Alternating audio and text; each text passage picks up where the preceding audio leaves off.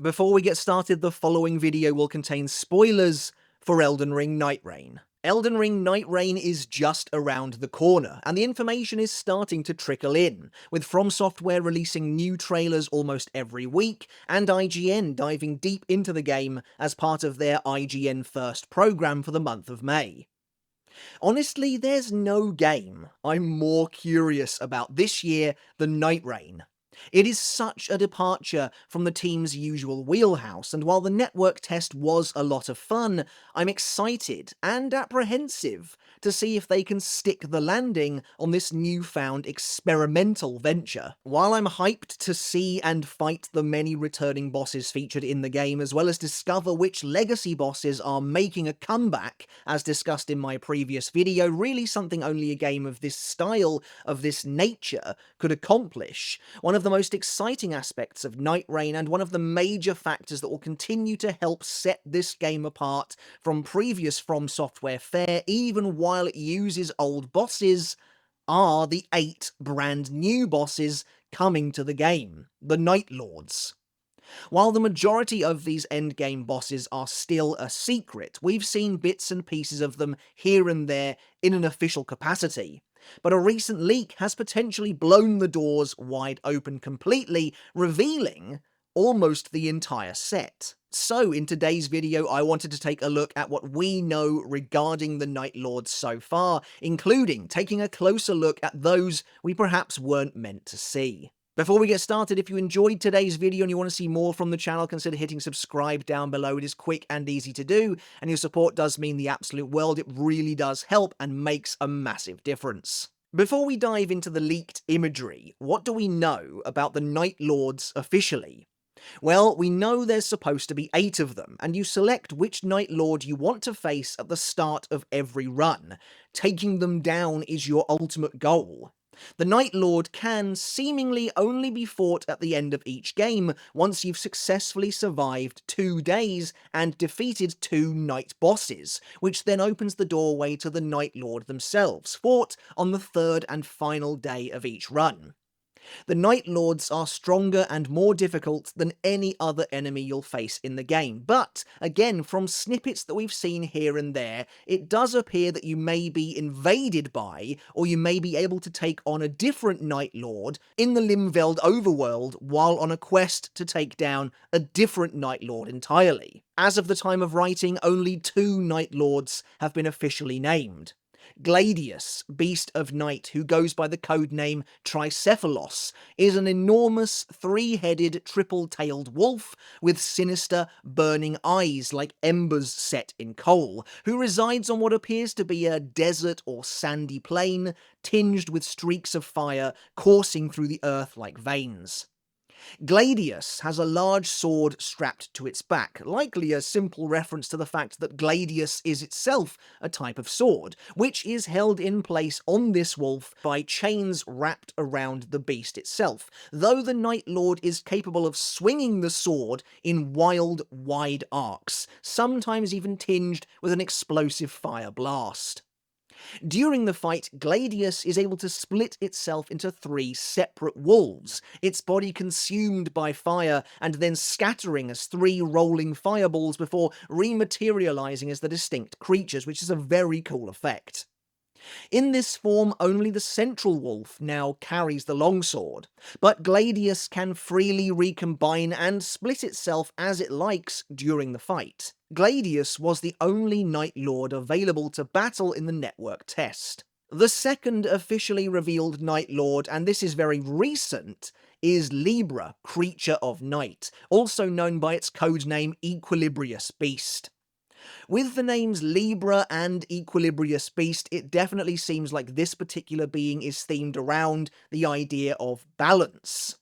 Interestingly, when you first move to confront Libra, as was seen in the IGN First video and then recently some gameplay that came out of PAX, it appears as a creepy NPC called the Scale-Bearing Merchant, who offers you a choice.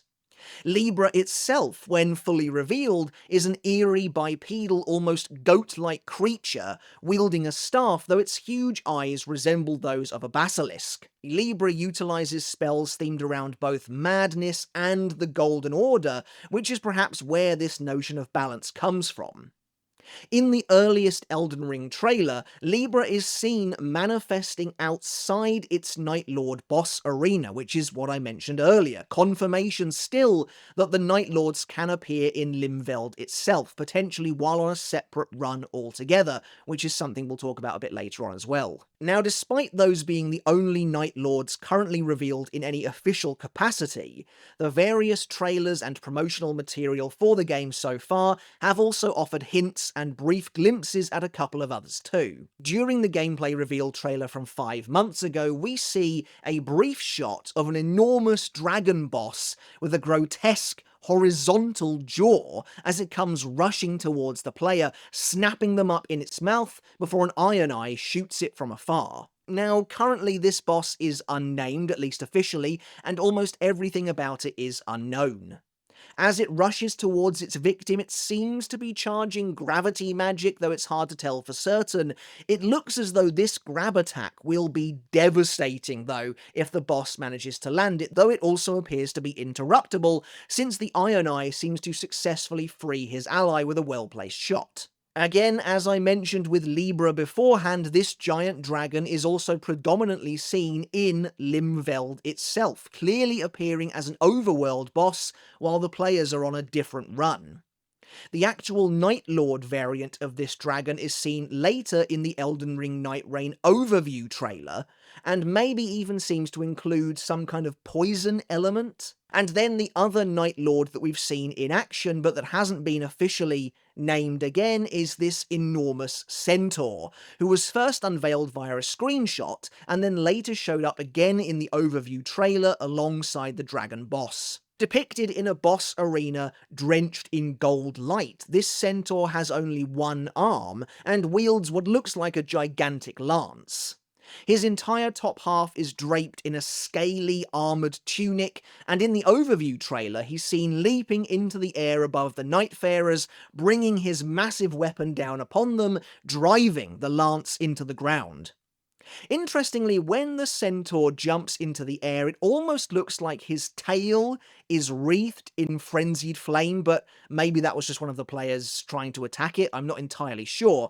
The centaur's mane appears to be heavily and intricately braided, and we can even make out several arrows embedded in the creature's back.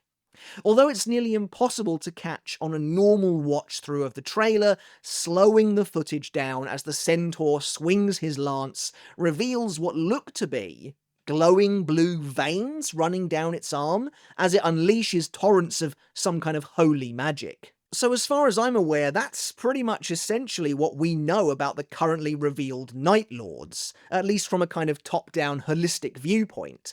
But in a recent IGN First video detailing Limveld itself and how the game's world map will change between runs, a link to which you can find in the description below, a shot of what appears to be 7 of the 8 Nightlords and their respective codenames was shown on screen. To be honest, it's hard to know if this is really a leak or not, or if this footage was sanctioned for use with this taken into consideration, but either way it's a tantalising look at the game's elusive main bosses. And so, what do we have here? Well, let's take a look. 7 of the 8 Nightlords are depicted on this menu, each one with their corresponding codename, and 4 of them are recognisable off the bat. A big thanks to Reddit user Hollow Knight Pro for providing the capture screenshot, and to FireSugawara9 for enhancing it. Tricephalos is first, and of course we know that to be Gladius. Second is Gaping Jaw. Now whether that's a reference to the Gaping Dragon or not from the original Dark Souls, I'm not sure, but this is the abhorrent dragon that we've seen a few times now with the twisted, sideways mouth. Third is a brand new, never-before-seen Nightlord called Sentient Pest, which we'll get into in a moment, and fourth is another totally new target called Augur. The 5th boss on this list is another familiar one, Equilibrious Beast, or Libra as we know it. While the 6th boss is slightly harder to make out, its name is Dark Drift Knight, and it appears to be the centaur from earlier. Finally, the 7th boss on this list is another totally new one, Fissure in the Fog, which is a really awesome name. To be honest, these are all really cool, really enigmatic names, and of course these aren't the boss's actual names, but their code names, their titles, that you select when deciding on a run when choosing a target to face. But yeah, this does certainly seem to show 7 of the 8 Nightlords, and well, what do we think? There are some interesting tidbits of information here before we even start on the newly revealed bosses. For example, there's a full description of Libra, Creature of Night, which reads, "A goat-headed being who pretends to be a man, said to be able to use a dubious form of alchemy. Counterfeit gold causes loss of sanity, beckoning madness. However, those who foment madness are sure to succumb to the self-same malady in the end." Honestly, that is so cool. That sounds really cool. And just based on that, it seems like within the lore that Libra disguises itself as the scale-bearing merchant, as mentioned earlier, and uses its dubious alchemy to concoct counterfeit gold. Alchemy famously being used to create gold in folklore and all that sort of thing, which it then sells to victims to bring on madness. But it too has succumbed to that same evil as well. Anyway, moving on to these new bosses, let's begin with Sentient Pest. As of the completely unrevealed bosses so far, this is actually the enemy we now know the most about, thanks to this IGN First video. While the images are a little difficult to make out even after the upscaling done thanks to the community's efforts, this looks like a giant moth to me. I feel like you can see its wings and then the front of its head and maybe some antenna in this image, though I'm not entirely sure what makes up the rest of the picture, unless it's just a second moth perhaps. It wouldn't surprise me if there was a Nightlord battle that was made up of multiple enemies from the get-go, and this could be it. But Sentient Pest is interesting in that it makes an appearance of sorts in the IGN video. In that video, they call its appearance a random event that spawns on the map, attacking the players from across Limveld with a flurry of bugs that, if they successfully hit you, actually depletes your level, which sounds really crazy, and gives me flashbacks to False King Alant. In the IGN video, they note that the only way to retrieve those stolen levels is to reach and kill the hidden boss by following the bugs back to its hideout. Now, although they do in fact discover the Sentient Pest in the video, and I think someone even tries to launch an attack at it, the boss itself is almost impossible to make out from behind the encroaching Night's Tide, unfortunately. But again, this is even more evidence that the Nightlords themselves can appear in the midst of a run, while you're working towards a totally different Nightlord entirely, as in this video I believe their endgame target is supposed to be Libra. Now, if I'm right about the Nightlord being maybe a pair of bugs, then I wonder if the Sentient Pest is perhaps on the weaker side, and its entire gimmick revolves around trying to weaken you in return as much as possible by stealing your levels. After Sentient Pest, there really isn't a lot to discuss here regarding the remaining leaked Nightlords, but that doesn't mean we can't speculate based on what little insight we have. Next is the mysterious Augur, which immediately made me think of Bloodborne first and foremost. The Augur of Ebritas is one of very few spells in that game, and it allows the user to conjure a piece of Ebritas herself from beyond the cosmic void, unleashing her tentacles at an enemy. To augur, as a verb, is to predict or prophesize the outcome of an event or circumstance, while an augur was a religious official who observed natural signs in the world around them, interpreting them as an indication of divine approval or disapproval.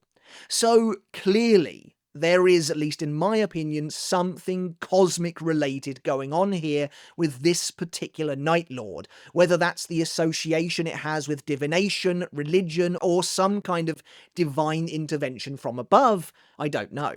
And the image is perhaps the hardest of the 7 to discern as well, though if anything, that kind of just reinforces to me at least that maybe this creature is formless, or certainly not of this world, maybe some kind of alien, some kind of celestial being that we can't quite work out what it is without actually seeing it. Honestly though, from this image it reminds me a little of the Elden Beast, but it also looks like it could be some kind of aquatic creature, eldritch horror like an octopus perhaps, or even maybe something like a flower. So we've already surmised that Dark Drift Knight is the code name for the centaur that we've already seen a few shots of, but what about that name? You may recognise it, Dark Drift is the name of a katana that appears in both Dark Souls 2 and 3.